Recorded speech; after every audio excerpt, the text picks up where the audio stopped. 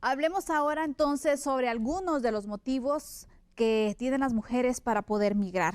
La migración de mujeres desde nuestro país no es un fenómeno nuevo, hay que mencionarlo, pero en las últimas décadas sin duda ha cobrado mayor relevancia, esto debido a la complejidad de las causas que la impulsan también. Desde los años 60, las mujeres han representado casi la mitad de quienes buscan un nuevo hogar fuera de sus fronteras, enfrentando condiciones adversas tanto en sus lugares de origen como en el trayecto migratorio. La decisión de emigrar está llena de riesgos y desafíos, especialmente para las mujeres, desde el trayecto hasta el destino final, enfrentando obstáculos que amenazan su seguridad, su salud y, por supuesto, también sus derechos humanos. Así que vamos a hablar, Fernando Castro, con el tema de las mujeres. ¿Cuáles son los principales motivos por los cuales inician este viaje tan arriesgado, tan peligroso y tan, pues también lleno de incertidumbres de qué va a pasar? Porque no es un viaje seguro el que están enfrentando. ¿Cuáles cree que son los principales motivos por los que se atreven a realizarlo? Bueno, hay muchos motivos, pero entre los principales está la violencia intrafamiliar, el hecho también de falta de empleo y desarrollo en sus comunidades, o lo que es también problemas económicos, políticos y sociales como se da en Cuba, en Haití, en Venezuela, donde este último pues son más de 8.7 millones de personas que han migrado.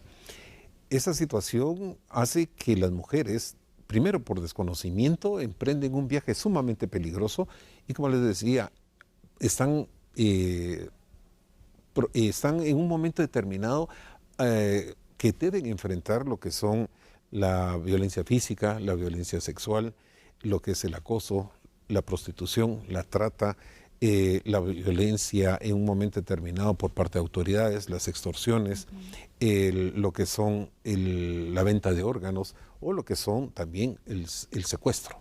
Son situaciones que son sumamente duras y también hasta la muerte, porque hay personas que al viajar, ya sea en el tren La Bestia, pues en un momento determinado, con la experiencia que he tenido, las avientan desde el techo por no pagar una cantidad determinada.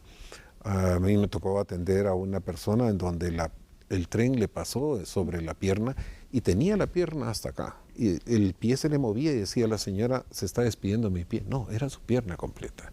Son esos momentos muy dolorosos que realmente si uno los vive y los viera realmente, o sea, con una campaña de lo que es la realidad, la mujer realmente pensaría, y muchas veces esto se agrava porque van acompañados de menores. Entonces, estos menores también, al viajar en lo que es el territorio mexicano, pues son introducidos dentro de contenedores que los drogan a las personas para poder aguantar 18 o 20 horas. Hay personas que hacen sus necesidades dentro del contenedor o son abandonados en un momento en las carreteras. Sí. Han habido casos como en Chiapas, en donde murieron 56 personas en un accidente, o son abandonados en lo que es en San Antonio, Texas, y murieron esas personas. Es una situación sumamente complicada, pero lo que no saben es esas situaciones que deben enfrentar. Muchas veces las campañas del coyotaje le dicen, bueno, sí vamos a poder entrar.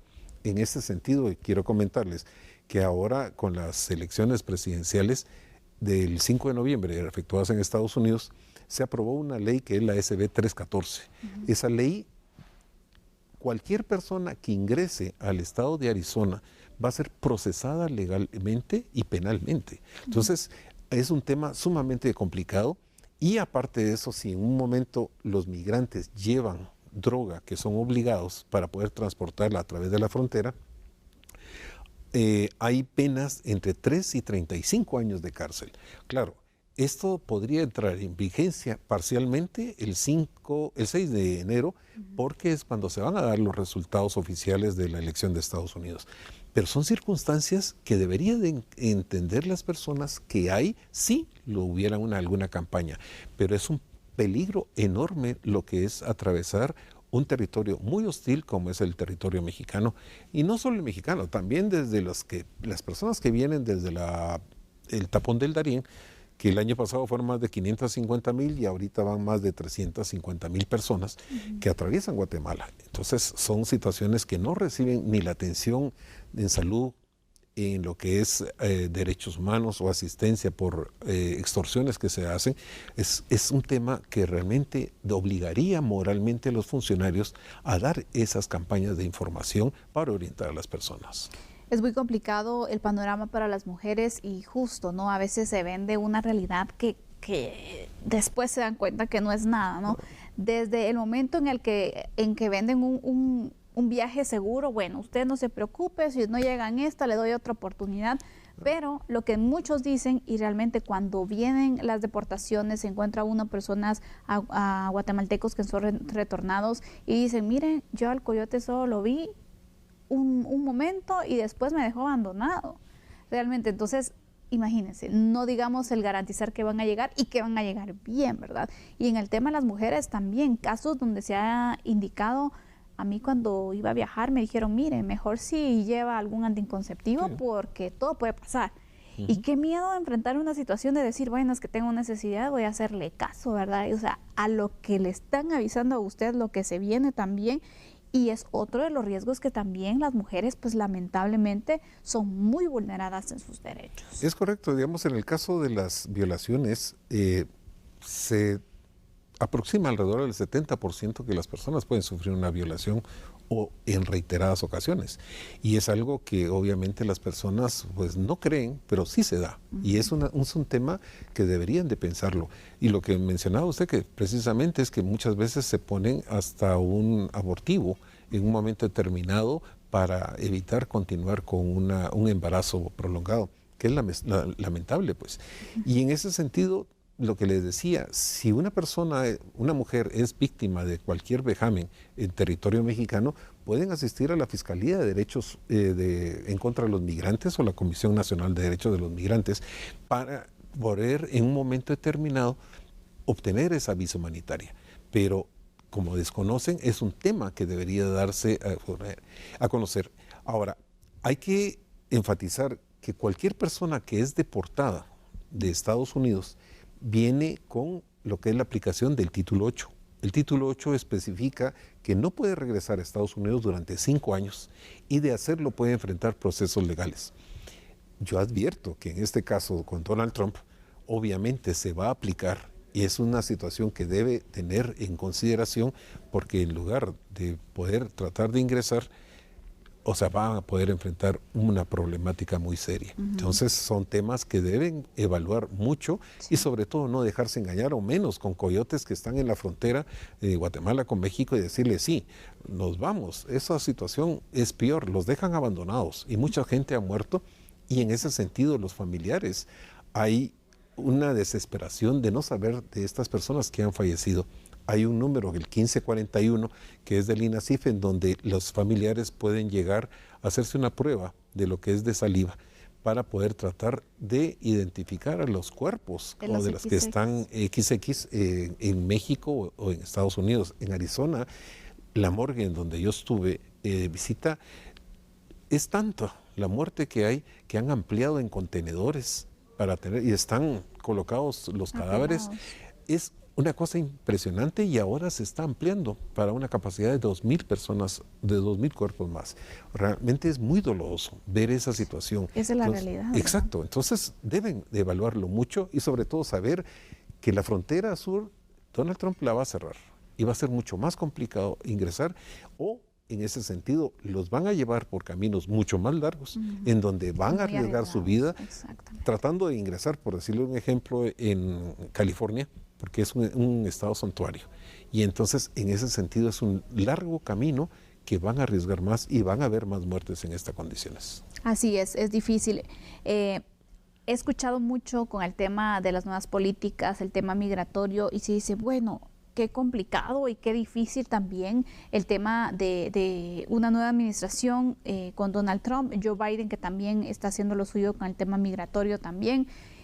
Qué difícil para los migrantes. Y yo creo que aquí también el planteamiento tiene que ir, bueno, los mandatarios de Estados Unidos hay que mencionarlos, ellos están defendiendo su territorio, ¿no? Es parte de sus políticas y es una política de Estado el tema migratorio. Algunos más fuertes, otros regular, han tratado el tema de las deportaciones, por ejemplo. Pero aquí también una de las preguntas que yo me planteo ya como una forma de conclusión, que quisiera escuchar también sus comentarios, Fernando, es, ¿y los estados nacionales, por ejemplo, el estado de Guatemala, los mandatarios de Centroamérica, de Latinoamérica, que tenemos este problema en común, qué van a hacer para cambiar la realidad y evitar que sus connacionales no se arriesguen en estos viajes? Es que ese es el planteamiento que yo creo que en estos momentos también se deberían de estar haciendo, ¿no? ¿Cómo vamos a ayudar a los guatemaltecos? Bueno, en este caso recordemos que desde el año 2022 se suscribió la Declaración de Los Ángeles, en donde tocan el tema migratorio los representantes de todos los países latinoamericanos.